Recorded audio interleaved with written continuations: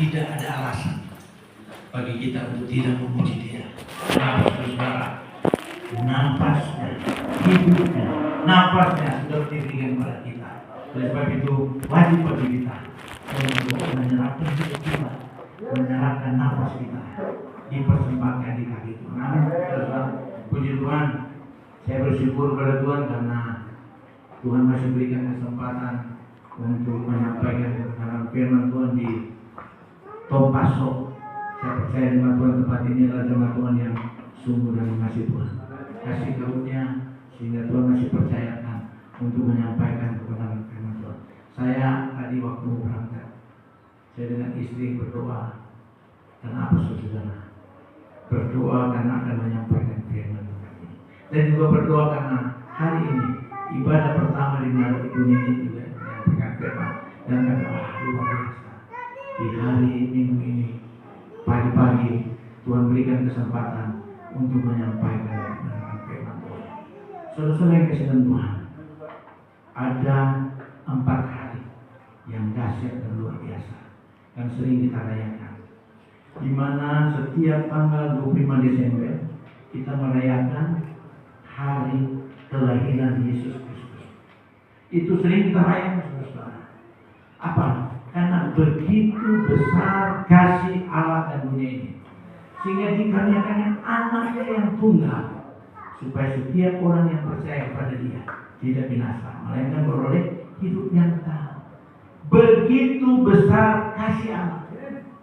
Kita menemukan saudara, anaknya yang tunggal. Kita kadang-kadang punya 2 anak, 4 anak. Apakah kita rela menyerahkan anak kita, saudara, untuk dikorbankan? Apakah kita rela menyerahkan anak kita untuk disalibkan, saudara? Diserahkan untuk, ya katakanlah, untuk pelayanan. Apa kita menyerahkan anak-anak kita? Karena kadang-kadang kita, orang tanya, jadi anak cita-cita apa? Kebanyakan, mau di universitas ini, mau di fakultas ini, mau di perguruan tinggi ini. Kadang sekali ditanya bahwa saya punya cita-cita anak saya menjadi hamba Tuhan. Amin, saudara. Kebanyakan hamba Tuhan hanya 02, tidak diterima di perguruan tinggi negeri, baru ya, karena tidak diterima masuk jadi pendeta, jadi hamba Tuhan. Tapi saya percaya kita yang dari tempat ini, kita adalah hamba Tuhan yang mengasihi Tuhan, karena terlebih dulu Dia sudah mengasihi. Begitu besar kasih Allah akan dunia ini. Makna kelahiran Yesus, kasih begitu besar. Dia rela menyerahkan anaknya. Lahir di sebuah tempat, kita sudah tahu bersama, di tempat namanya Kanan, saudara. Berbicara tentang Kanan, ya tidak mengenakan, karena Kanan itu tempat yang bau tidak sedap, saudara. Bahkan kita ini, saudara, biasa untuk menyongsong kelahiran anak-anak kita, ya kita menyiapkan tempat yang terbaik di rumah sakit ini, dokter spesialis ini, kita siapkan baju ini, saudara. Menyiapkan hal-hal yang terbaik, tetapi Bapa di surga, Dia rela menyerahkan anaknya yang ibarat garis bawah tunggal, diberikan bagi kita, supaya setiap orang yang percaya pada Dia tidak binasa, melainkan beroleh hidup yang kekal. Kemudian lahir, setelah lahir saudara-saudara, ya ada banyak perbuatan setelah dia dewasa, menyampaikan tentang ucapan-ucapan bahagia, apa yang harus dilakukan. Bukan saudara-saudara yang sekalian, tanggal 3 yang lalu kita merayakan apa yang dinamakan dengan hari kematian, Jumat Agung, saudara. Jumat Agung, hari kematian Yesus Kristus, saudara. Semua kita, ya kadang-kadang Ada gereja-gereja yang katakan begini, mau masuk di misa hitam, ya, dia katakan berduka dengan kematian Yesus Kristus. Saya dengan istri ini ikut juga kolom di kompleks. Jadi waktu bicara, kita sama itu loh, jangan banyak bicara, jangan tertawa. Karena apa? Ini hari kematian. Wah, saya bilang ini. Bagaimana ya? Sedangkan firman Tuhan katakan bersukacita senantiasa. Bersukacita senantiasa. Ini dikatakan kita harus berduka. Ya memang kita berduka, tapi kita harus bersukacita. Karena dengan kematian Yesus Kristus, Dia menebus dosa kita. Bukan hanya menebus dosa kita, segala penyakit kita ditanggungnya, kesengsaraan kita ditanggungnya, dosa kita ditanggungnya. Kita bisa. Itu kebaikan Tuhan. Diberikan pujian pada Tuhan saudara. Jadi makna kelahiran pada Yesus Kristus itu kasih Tuhan yang sungguh ajaib. Kita renungkan, wah, saya yang berdosa ini, saya melakukan kejahatan, saya tidak layak. Tuhan layakkan menggantikan kita. Dia dipakukan di kayu salib. Amin saudara. Itu kasihnya Tuhan yang luar biasa. Setelah di kayu salib saudara, apa yang dia katakan di kalimat terakhir? Tetelestai, sudah selesai. Pengorbanannya sudah selesai. Dan apa yang terjadi pada hari yang ketiga?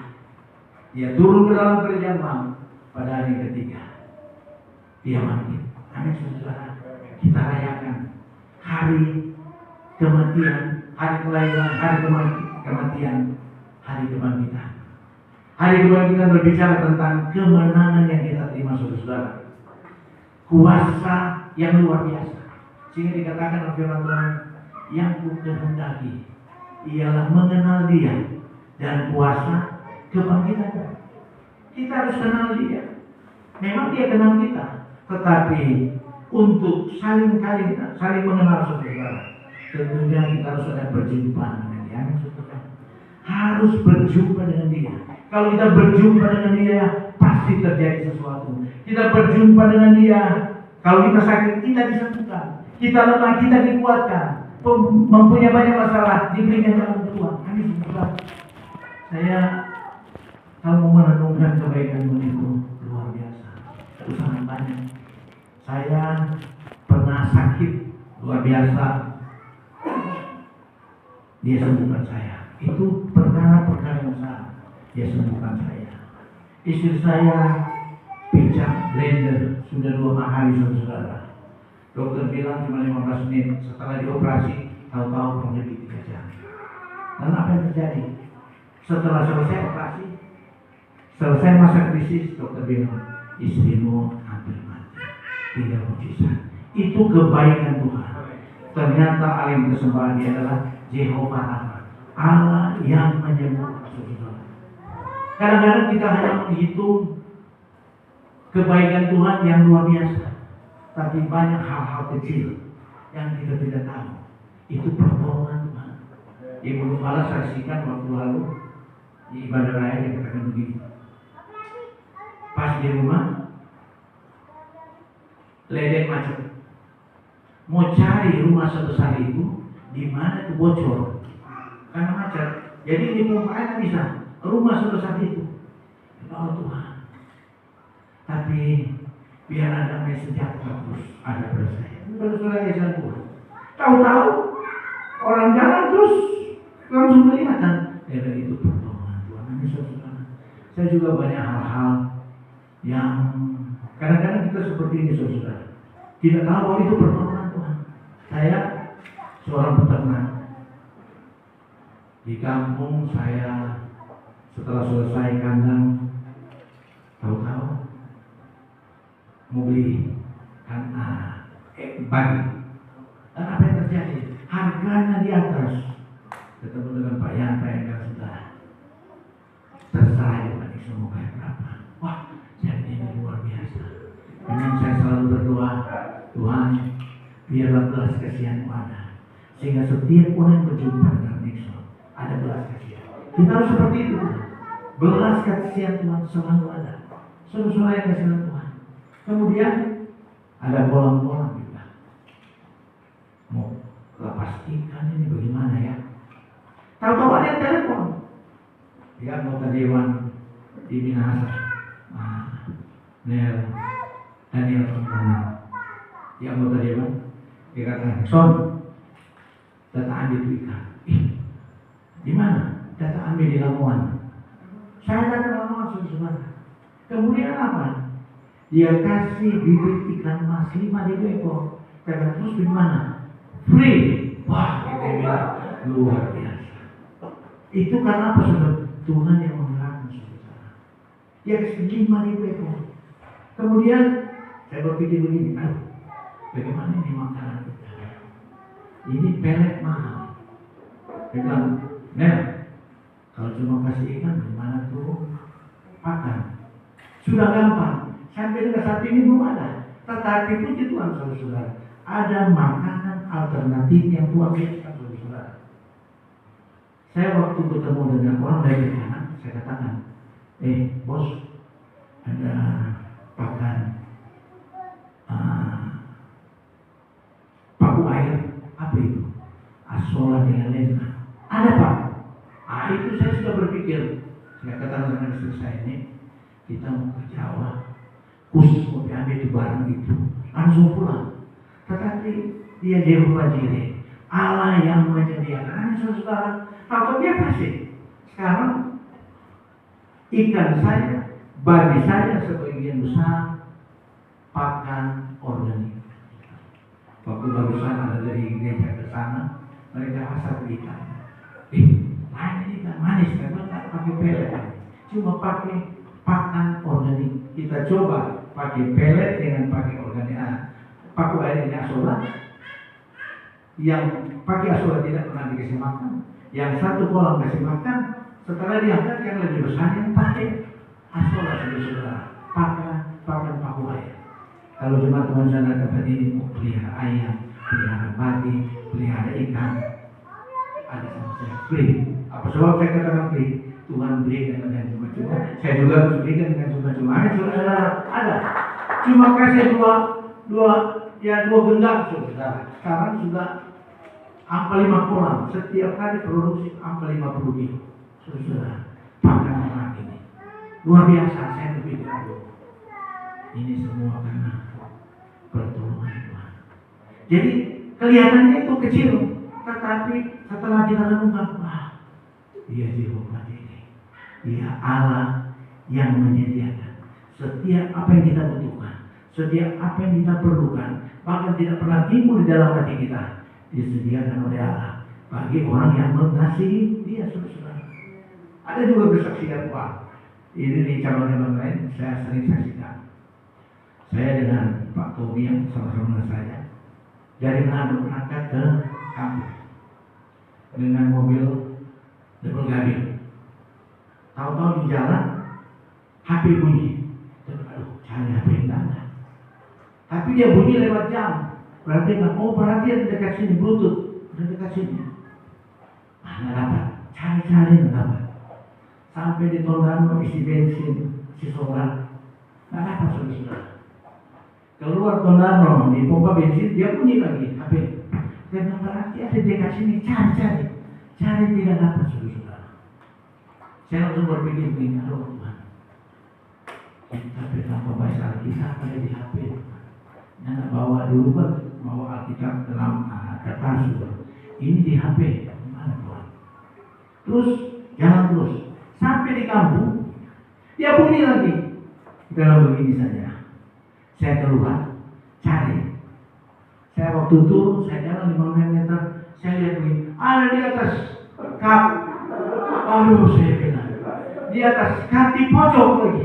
Kita cuma pegang begini langsung jatuh. Kita bilang ini dari Manado lewat Kembes, banyak tikungan, saudara. Tidak jatuh.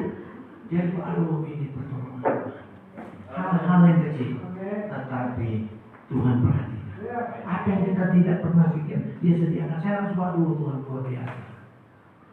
Waktu saya cuma pegang begini, langsung jatuh. Kita bilang, aduh, memang seakan-akan ada taruh lem saudara-saudara ini. Nanti dapat jatuh di sebelah tempat isi tinggi saudara. Dia di sini ada di atas sini.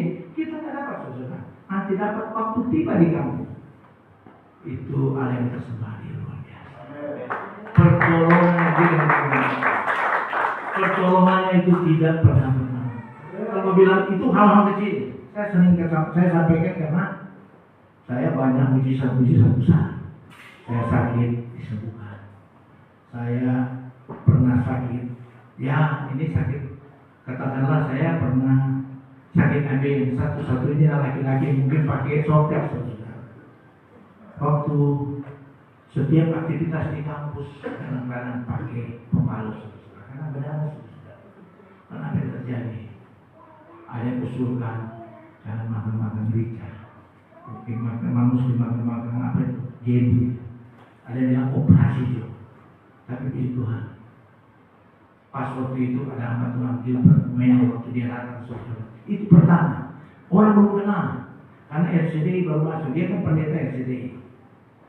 Di belakang di formulir dikatakan begini. Kita masih ibadah di Betania di Binangun saudara-saudara. Dengan Pak Dekaro waktu itu. Prosedurnya dikatakan begini. Hamba Tuhan ini mempunyai karunia serupa. Saya langsung berpikir ini. Paling-paling setelah khotbah dia akan panggil orang-orang sakit untuk didoakan di sana. Pas yang saya sampai sekarang saya masih ingat.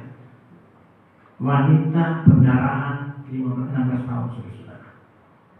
Asal pujama jumbai-jubainya aku sembuh. Itu khotbahnya katanya. Pasti setelahnya dia akan panggil orang-orang sakit. Karena apa yang terjadi saudara? Dia katakan, amin. Langsung dia bilang begini. Di sini ada seorang bapak sakit ambil.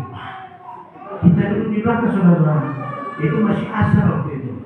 Saya lihat anak. Saya maju saudara. Saya pikir mungkin ada yang lain. Saya lihat anak. Kemudian dia doakan. Dia katakan begini. Di sini ada seorang bapak yang anak keduanya ada urusan dengan polisi. Ada yang maju. Wah luar biasa. Spesifik sekali. Setelah dia doakan beberapa orang sakit, dia katakan begini. Di sini ada seorang bapak. Roh Kudus bicara sama saya. Sakit ambil. Cepat maju ke depan. Saya mau maju saudara. Masih pikir ada saudara yang lain yang sakit ambil masih malu mau maju. Saya masih diam. Dia panggil lagi yang sakit. Dia katakan begini. Tadi begini. Roh Kudus bicara kuat sama saya. Seorang bapak sakit ambil. Saya langsung bilang, oh so kita itu. Saya langsung maju saudara-saudara. Didoakan dalam keadaan pakai software kembali. Dan apa yang terjadi waktu pulang? Coba-coba capek. Tidak benar. Luar biasa saudara-saudara. Dia adalah Jehovah Rafa. Dia Allah yang menyembuhkan saudara-saudara. Tapi itu pengingat saudara-saudara. Saya kadang-kadang waktu di toilet itu benar. Tuhan, apa yang kita bikin? Jadi pengingat saudara. Oh Tuhan, kita ada memanah tadi. Oh Tuhan apa? Oh Tuhan ampun saudara. Jadi oleh sebab itu kita ingat akan kebaikan. Kita masih bernafas itu karena apa? Bukan karena kita saudara. Kasih karunia anugerah Tuhan. Umur 90 tahun. 90 berapa? 80 tahun. Itu kasih karunia Tuhan. Saya anak-anak berbeda masih jauh. Nah, itu kasih karunia Tuhan. Ada teman-teman yang tidak sakit, tahu-tahu dia mau masuk saudara. Kalau kita masih bernafas, apa yang harus kita lakukan? Kita persembahkan hidup kita seperti pilihan tadi. Kita persembahkan nafas kita. Kita persembahkan segala-galanya. Karena apa? Untuk membalas akan kebaikannya Tuhan. Untuk membalas akan kasihnya Tuhan. Saudara.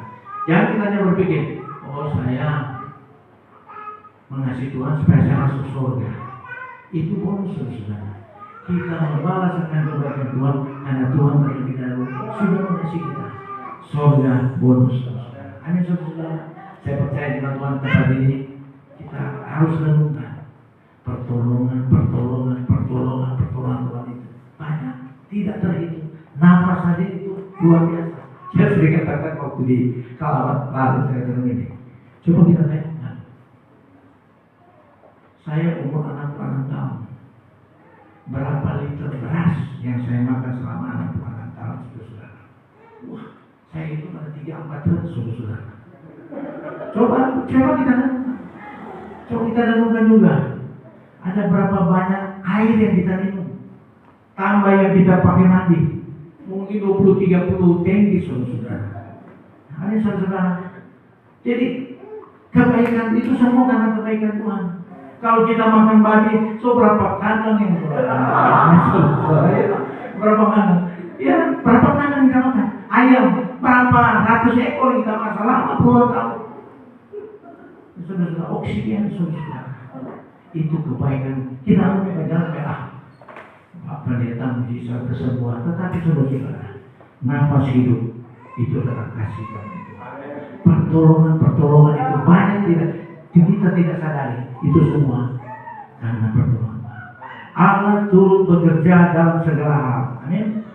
Untuk mendatangkan kebaikan bagi orang yang mengasihi Dia. Syaratnya harus mengasihi Dia. Supaya apa? Allah turut bekerja dalam segala hal.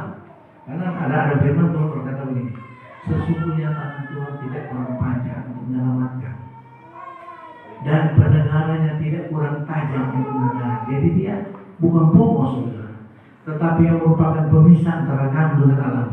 Ya, segala kejahatan dosa. Yang tidak mendengar, kalau tidak mendengar, itu segala perbuatan jahat. Oleh sebab itu, kita lakukan apa maunya Tuhan. Kita harus mengasihi Tuhan. Amin, saudara. Mengasihi Dia dan mengenal kuasa kebangkitannya. Dengan kebangkitan Yesus, berarti kita menjadi umat pemenang. Tidak sia-sia pengharapan kita kepada Yesus. Kalau Yesus yang kita sembah itu Dia mati, tidak sia-sia, saudara, pengorbanan kita. Tapi Yesus yang kita sembah, Dia rela menyerahkan dirinya mati di kayu salib, dan hari ketiga Dia bangkit. Jadi contoh menemukan pertolongan Tuhan. Kadang-kadang kita hanya berpikir sakit disembuhkan, kita lemah dikuatkan. Hal-hal kecil, saudara. Waktu kita jalan hampir jatuh, itu karena pertolongan Tuhan sampai jatuh, saudara. Itu semua berkat pertolongan Tuhan. Allah turut bekerja dalam segala hal untuk mendatangkan kebaikan bagi orang yang mengasihi Dia. Saya percaya dengan Tuhan tempat ini ada jemaat Tuhan yang sungguh dan sangat mengasihi Tuhan. Amin. Amin. Memang harus kita lakukan. Saya dengan istri saya sering berlomba. Kadang-kadang saya malu. Kenapa? Saya pernah saksikan istri saya itu dari Kedah, dari Tababu, Bela. Tababu itu mungkin waktu pertama yang masuk Kristen, cuma istri saya sudah. Itu mayoritas. Dan apa yang terjadi? Saya panggil dia masuk Kristen. Saya panggil dia untuk percaya Yesus. Dan apa yang terjadi? Kelakuan saya masih judi. Kelakuan saya itu masih marah, masih mabuk. Perempuan semua lakukan itu, saudara. Semua lakukan. Dan apa yang terjadi? Dia yang injili saya, saudara. Dia pertama saya perokok berat dengan begini. Berhenti juga merokok. Merokok itu merusak kesehatan. Apa buku-buku kesehatan? Apa yang saya katakan?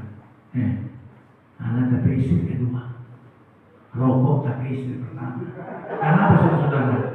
Saya kenal duluan rokok dan jadi istri kedua. Benar, saudara.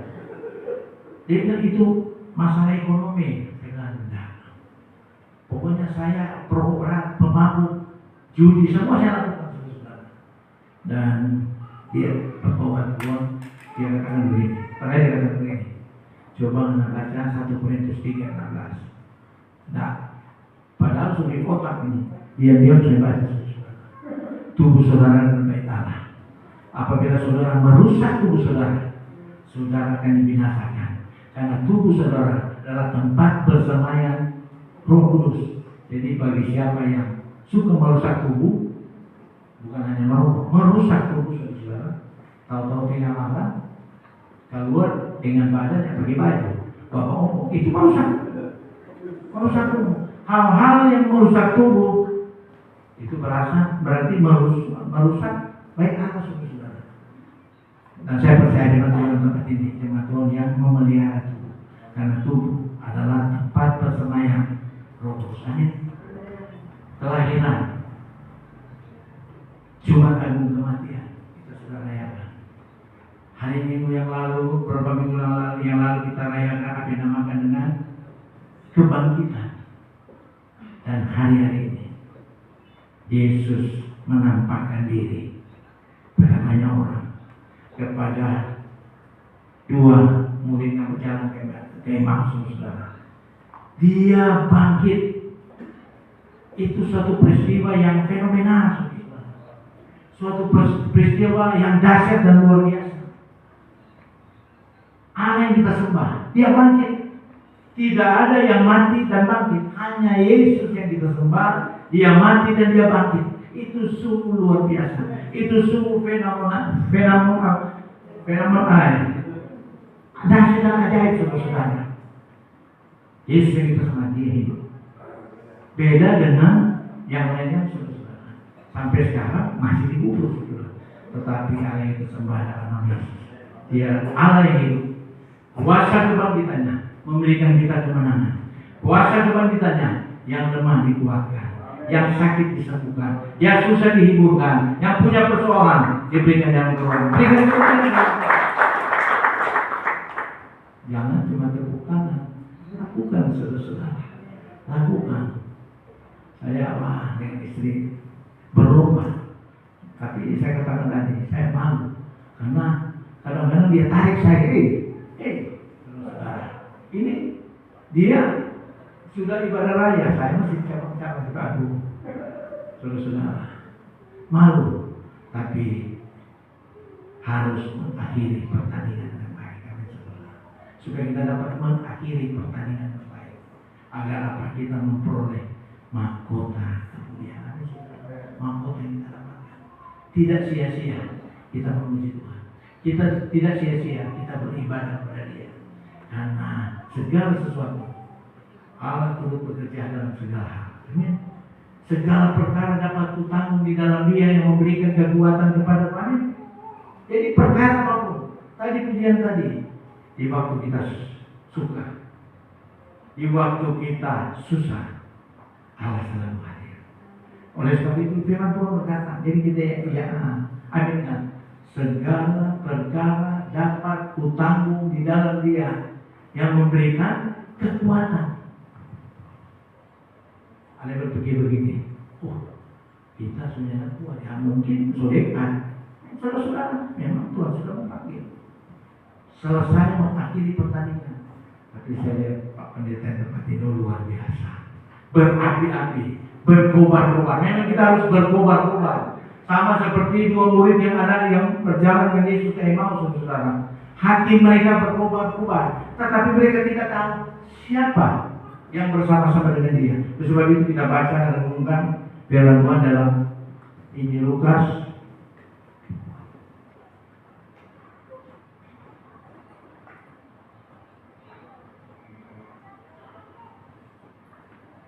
Injil Lukas 24 ayat 13 sampai 35. Hari-hari ini Yesus menampakkan kepada murid-murid. Jadi saya bisa katakan kepada mereka, hei, Yesus kita sembah, dia bangkit. Dia bangkit. Dia bangkit. Selama 40 hari dia menyatakan bahwa dia Allah yang hidup, dia bangkit. Saudara. Kita baca renungan. Saya baca ayat yang ganjil, jemaat baca ayat yang lengkap. Lukas 24 ayat 13 sampai 35. Pada hari itu juga 2 orang dari murid-murid Yesus pergi ke sebuah kampung bernama Emmaus yang terletak kira-kira 7 mil jauhnya dari Yerusalem. Dan mereka bercakap-cakap tentang segala sesuatu yang telah terjadi. Ketika mereka sedang bercakap-cakap dan bertukar pikiran, datanglah Yesus sendiri mendekati mereka lalu berjalan bersama-sama dengan mereka. Tetapi ada sesuatu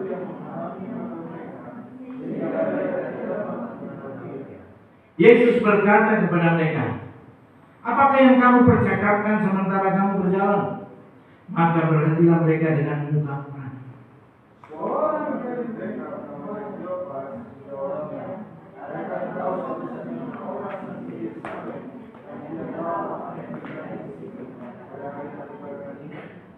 Katanya kepada mereka, apakah itu?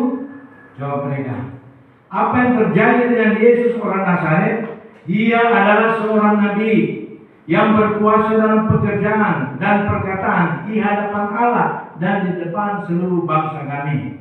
Tetapi imam-imam dan pemimpin-pemimpin kami telah melarang dia untuk dihukum mati dan mereka telah menghentikan. Padahal kami dahulu mengharapkan bahwa dialah yang datang untuk membebaskan bangsa Israel. Tetapi sementara itu telah lewat 3 hari sejak semuanya itu terjadi. Tetapi beberapa orang dari kalangan kami telah menunjukkan kami pagi-pagi juga mereka telah pergi ke kubur Dan tidak menemukan mayatnya. Lalu mereka datang dengan berita bahwa telah kelihatan kepada mereka malaikat-malaikat yang mengatakan bahwa ia hidup. dan beberapa teman kami telah pergi ke kubur itu dan mendapatkan bahwa memang benar yang dikatakan teman-teman itu, tetapi dia tidak mereka lihat. Hai kamu orang bodoh, betapa lamanya hatimu sehingga kamu tidak percaya segala sesuatu yang telah dikatakan para nabi. Bukankah Mesias harus menderita semua itu untuk masuk ke dalam kemuliaannya? Lalu ia menjelaskan kepada mereka apa yang tertulis tentang dia dalam seluruh kitab suci, mulai dari kitab Musa dan segala kitab nabi-nabi. Mereka mendekati kamu yang mereka tuju, kalau dia berbuat seolah-olah hendak meneruskan perjalanannya. Tetapi mereka sangat mendesaknya, katanya, tinggallah bersama-sama dengan kami, sebab hari telah menjelang malam dan matahari hampir terbenam. Lalu masuklah ia untuk tinggal bersama-sama dengan mereka. Waktu dia duduk makan dengan mereka, dia mengambil roti, mengucap berkat, lalu mengucapkannya dan memberikannya kepada mereka. Ketika itu terbukalah mata mereka dan mereka pun mengenal dia. Tetapi ia lenyap dari tengah-tengah mereka. Kata mereka seorang sama yang lain, bukankah hati kita berkobar-kobar ketika dia berbicara dengan kita di tengah-tengah jalan dan ketika dia menerangkan kitab suci kepada kita?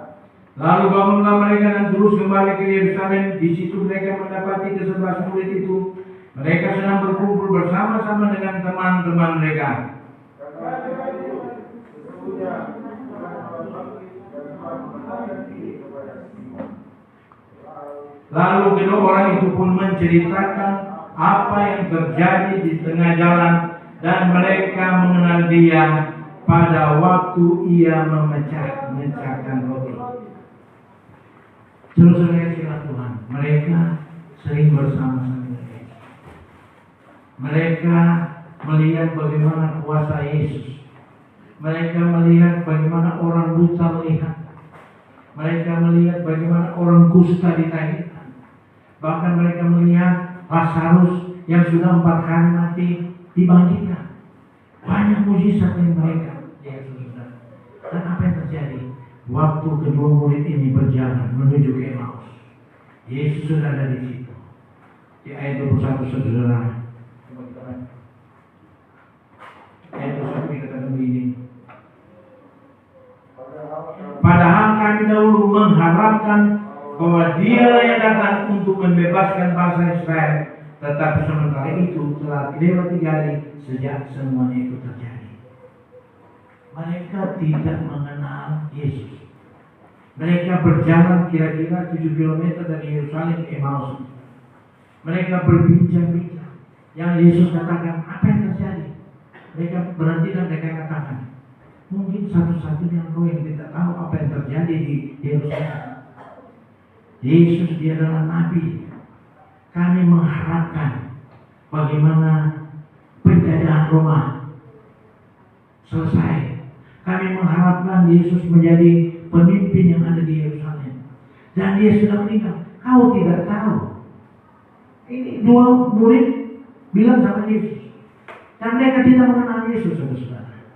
Timbul pertanyaan, kenapa mereka tidak mengenal, saudara? Kenapa? Mereka kecewa.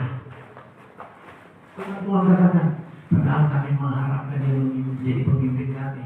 Padahal kami mengharapkan banyak hal tentang dia yang akan membebaskan kami. Yang mungkin satu bilang, wah kalau dia jadi pemimpin di Yerusalem, saya akan jadi ini, saya akan jadi itu. Mereka mengharapkan banyak, saudara. Pengharapan mereka itu, saudara. Mereka tidak mengenal. Sehingga apa saudara yang terjadi? Mereka kecewa. Apa sebab mereka tidak mengenal Yesus? Karena kekecewaan ada pada mereka.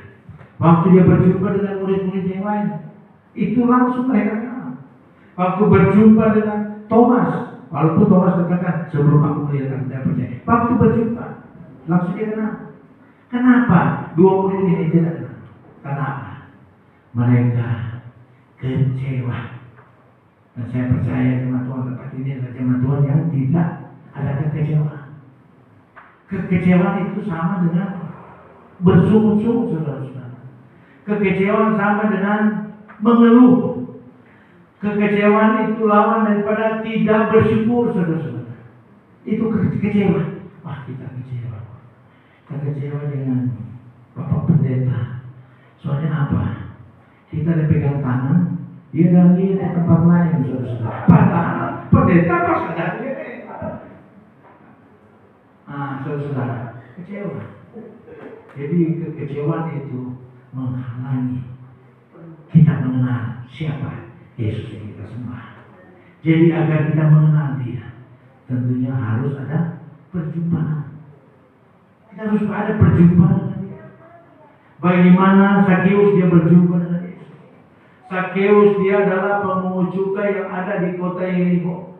Waktu Yesus lewat di kota Yeriko, Sakeus ini ingin berjumpa dengan Yesus. Karena dia ingin berjumpa dengan Yesus. Kita tahu cerita sama ini, saudara. Dia ingin berjumpa dengan Yesus.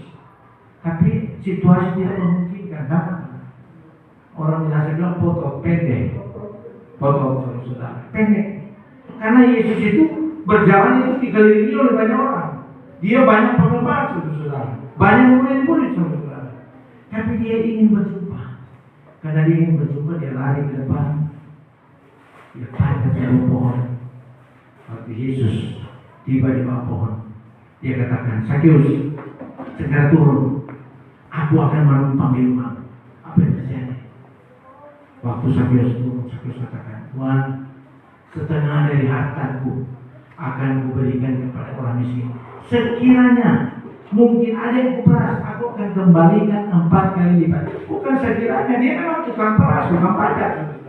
Pemungut cukai yang ada di kota Yeriko.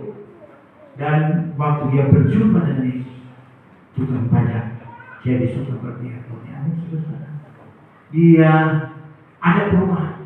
Waktu dia berjumpa dengan Yesus, pemulihan terjadi. Waktu dia berjumpa dengan Yesus, Yesus makan di rumahnya. Waktu dia berjumpa dengan Yesus, keluarganya diselamatkan. Jadi harus ada perjumpaan dengan Yesus. Kalau kita berjumpa dengan Yesus, pasti terjadi sesuatu. Yang lemah dikuatkan, yang susah dihilangkan, yang sakit disembuhkan. Kalau kita berjumpa dengan Dia membawa kemenangan. Kalau kita berjumpa dengan Dia, wah, luar biasa. Ada duka cita, kita bersuka cita. Kita berduka hanya saat, tetapi kita jangan tenggelam dengan duka cita. Karena bersuka cita senantiasa itu kan perintah Tuhan. 1 Tesalonika 5 ayat 16-17 bersuka cita senantiasa. Jadi apapun yang terjadi, situasi apapun yang terjadi, masalah duka, masalah suka, firman Tuhan katakan bersuka cita senantiasa. Kemudian perintah Tuhan, tetaplah berdoa, mengucap syukur dalam segala hal. Jadi harus ada berjumpa dengan Dia. Kalau kita berjumpa dengan Dia, pasti terjadi sesuatu. Kita berjumpa dengan Dia lewat apa? Baca renungan firman Tuhan. Dengan kita baca renungan firman Tuhan, kita tahu, memang carilah dahulu kerajaan Allah dan kebenaran, semuanya akan ditambahkan. Oh, Kalau kita berjumpa dengan Dia, kita merenungkan firman Tuhan, kita berbahagia. Apa saja yang kita lakukan, sama seperti pohon yang ditanam di tepi aliran air, yang menghasilkan buah pada musimnya. Apa saja yang diperbuatnya, diberhasilkan. Kalau ada kehidupan dengan Dia, baca, renungkan, lakukan, perkatakan firman Tuhan. Ayo saudara, di Yosua 1 ayat 8 dikatakan, janganlah engkau lupa memperkatakan kitab Taurat ini. Yosua saudara, dia pengganti Musa.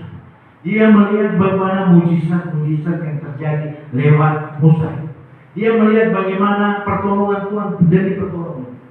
Tapi diingatkan, janganlah engkau lupa memperkatakan kitab Taurat ini, supaya engkau bertindak hati-hati, supaya perjalananmu berhasil dan beruntung. Jangan lupa firman Tuhan katakan, oh berbahagia betul kalau Tuhan yang duduk dalam kumpulan pejemaah. Oh berbahagia kalau kita tidak menuruti nasihat orang kasih. Oh carilah dahulu kerajaan Allah dan kebenarannya, maka semuanya akan ditambahkan kepadamu. Oh kalau kita baca firman Tuhan, oh kematiannya itu menghapus dosa kita. Oh kematiannya itu menyembuhkan kita. Sini dikatakan bilu-bilu Yesus menyembuhkan. Jadi dengan kita baca firman Tuhan, oleh sebab itu janganlah lupa kita baca renungan firman Tuhan. Janganlah kita lupa untuk berdoa, bersekutu dengan Dia lewat doa. Dengan kita berdoa, kita meminta. Mintalah maka akan diberi. Carilah dan mendapat. Ketoklah maka pintu akan dibukakan. Karena setiap orang meminta menerima, setiap orang mencari mendapat, setiap orang mengetok, pintu dibukakan baginya. Asal saudara kita melakukan kemauannya. Jangan kejahatan itu menghalangi hubungan kita dengan Tuhan. Dosa yang mati. Tapi saya percaya dengan Tuhan tempat ini, dengan kelahirannya, dengan kematiannya, dengan kebangkitannya, kita jadi pemenang. Yang dikehendaki ialah mengenal Dia dan kuasa kebangkitan. Yang kita lakukan dulu hal-hal yang tidak berkenan di hadapan Tuhan. Dengan kita mengenal Dia, kita dipulihkan. Dengan kita mengenal Dia, kalau kita melakukan hal-hal yang kadang-kadang saudara dusta itu dapat lihat sepele saudara. Ada di mana? Kalau orang tanya bapak bilang ada keluar, bapak mau istirahat. Seringkali seperti itu. Seringkali seperti itu. Waktu tamu datang, papa di mana? Papa bilang kalau ada orang tanya, bilang papa ada keluar, papa ada tidur, ada suara kata saudara. Jadi saudara dusta itu firman Tuhan katakan, papa dari segala pendusta iblis. Mau dusta baik, mau dusta jahat, tetap bapaknya. Bapa dari segala pendusta dari firman Tuhan. Itu PR boleh cari saudara. Pendusta, bapa dari segala pendusta. Jadi dia berdosa apa? Ada di mana? Sudah sekarang. Padahal masih di kamar mandi. Itu sepele saudara. Ya dong, ada di mana? Apa salahnya dong? Sedikit, masih sementara. Ya, ada di mana? Sudah berjalan. Kamar kiri dia berbunyi masuk. Maka itu sepele saudara. Hal-hal yang sepele saudara. Tapi dusta saudara. Itu kalau kita baca firman Tuhan, oh ini boleh dusta. Dusta kecil di dusta besar dari papa iblis. Oh mungkin yang boleh sombong. Karena ya kesombongan itu hal-hal kejadian di hadapan Tuhan. Kita tahu saudara. Apa yang harus kita lakukan? Kita melakukan bukan perbuatan kaki, tetapi kita melakukan perbuatan roh. Amin saudara. Kasih, sukacita, damai sejahtera, kebaikan, kemurahan, kelemah. Itu harus kita lakukan saudara. Dan ini perintah. Jangan langsung saudara. Mesti lemah kebut, tapi sudah karakter saudara. Tapi itu harus kita ubah dengan kebangkitan Yesus. Kita diubahkan saudara dengan kematian dosa kita dibebaskan. Sebenarnya kita yang tanggung, tetapi Yesus menggantikan kita di kayu salib. Kita renungkan. Saya kata istri saya, Mama ini Tuhan baik, luar biasa. Saya terheran-heran, terkagum-kagum akan kebaikannya Tuhan, terkagum-kagum saudara. Sudah kita rayakan kelahiran, kematian, kebangkitan. Tidak lama lagi kita akan merayakan bulan April kalau salah, bulan Mei sekitar tanggal 13-14 kita akan merayakan apa saudara? Kenaikan Yesus. Dia naik di surga, itu sudah terjadi. Lahir, mati, bangkit, naik ke surga. Ada satu hari yang belum terjadi, saudara. Kedatangan Yesus pada kali yang kedua. Kedatangan ada bilang begini, lalu Tuhan Yesus ada di beton di pikat. Dulu saudara, orang berbondong-bondong ke sana. Tuhan Yesus ada di Pineleng, orang berbondong-bondong ke sana. Kalau kita tahu firman Tuhan, dikatakan jangan percaya. Jangan percaya karena kedatangan Yesus pada kali yang kedua bukan seperti itu, bukan dinding saudara, tetapi kedatangannya dari timur ke barat. Setiap lutut akan bertelur, setiap lidah akan mengaku Yesus Kristus adalah Tuhan dan Juru Selamat. Amin saudara. Jadi oleh sebab itu, sebelum kita mengakhiri pertandingan, amin saudara, kita tidak tahu kapan. Kita harus mengenal Dia supaya Dia mengenal kita. Dan apa saudara yang terjadi? Kita akan mengakhiri pertandingan yang baik. Kuasa kebangkitan memerdekakan kita. Kuasa kebangkitan ada kehidupan dalam kehidupan kita. Saya percaya itu terjadi. Amin saudara. Puji Tuhan, selesai sampai sini. Kita akan pujian Bapa Engkau sungguh baik. Memang kita harus katakan Bapa Engkau sungguh baik. Situasi apapun, suka atau duka, senang atau tidak senang, kita harus katakan Engkau Bapa, Engkau baik. Engkau rela menyerahkan anakmu yang tunggal supaya setiap orang yang percaya pada Dia tidak binasa. Bahkan bukan hanya itu, Engkau menyerahkan anaknya untuk dianiaya, untuk disalibkan dan mati di kayu salib untuk menebus dosa kita. Itu kasihnya Tuhan, itu kebaikannya Tuhan.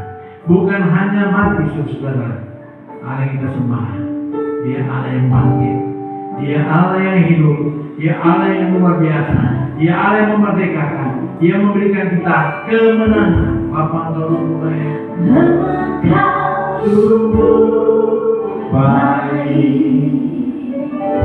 Kita bangkit berdiri. Kasih